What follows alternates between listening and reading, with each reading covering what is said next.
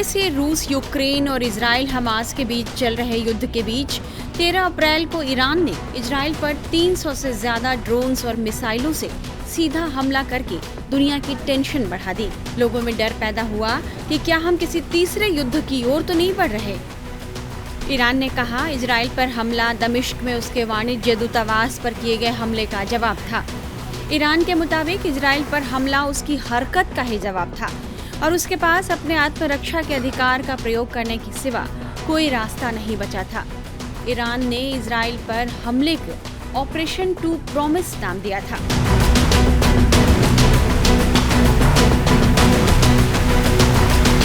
Israel पर हमले के बाद रविवार को संयुक्त राष्ट्र सुरक्षा परिषद की आपात बैठक बुलाई गई। यूएनएससी की बैठक में ईरान के राजदूत आमिर इरवानी ने कहा, हमने जो कुछ भी किया अपनी सुरक्षा के लिए किया। उनका देश नहीं चाहता कि संघर्ष बढ़े, लेकिन अगर कोई भी आक्रामक कार्रवाई हुई तो वह उसका जवाब देंगे। हालांकि ईरान ने इजराइल पर जो हमला किया है उससे इजराइल को खास नुकसान नहीं हुआ और इजराइल के एयर डिफेंस सिस्टम ने करीब 99% मिसाइलों और ड्रोन्स को इंटरसेप्ट कर हवा में ही तबाह कर दिया। इजराइल को इसमें अमेरिका, जॉर्डन और ब्रिटेन से भी मदद मिली। मुस्लिम देश जॉर्डन ने इजराइल को बचाने में अपनी अहम भूमिका निभाई है। इस देश की एयरफोर्स ने इजराइल की मदद करते हुए ईरान के निशाने को मिट्टी में मिला लिया। इजराइल ने जॉर्डन की इस मदद के लिए उसका आभार जताया है। जॉर्डन को इस तरह इजराइल की मदद करते देख ईरान भड़क गया है और उसने जॉर्डन को इसका गंभीर अंजाम भुगतने की धमकी दी है। वहीं इजराइल ने कहा है कि वह ईरान के इस हमले का उचित जवाब देगा और बदला लेकर रहेगा। इजराइल के बारे में कहा जाता है कि वो अपने देश पर हुए किसी भी हमले का कठोर रूप से जवाब देता है। प्रधानमंत्री बेंजामिन नेतन्याहू ने ईरान के हमले का बदला लेने की कसम खाई है।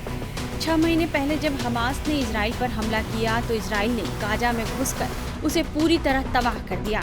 गाजा पट्टी अब श्मशान घाट बन चुकी है।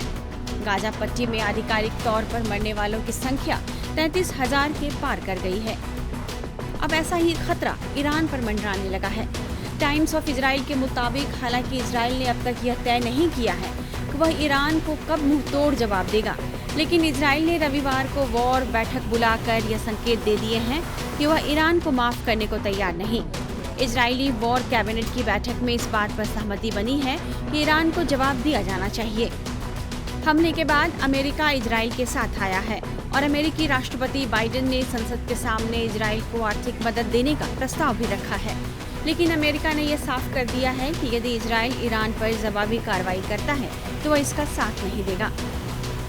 इजराइल के जवाबी हमले की आशंका से पश्चिम एशिया पर एक बड़े युद्ध का खतरा मंडरा रहा है। लिहाजा अब दोनों देशों को पीछे हट जाना चाहिए और संघर्ष में नहीं बढ़ना चाहिए, ऐसा संयुक्त राष्ट्र ने कहा है। टाइम्स नाउ नवभारत डिजिटल की रिपोर्ट।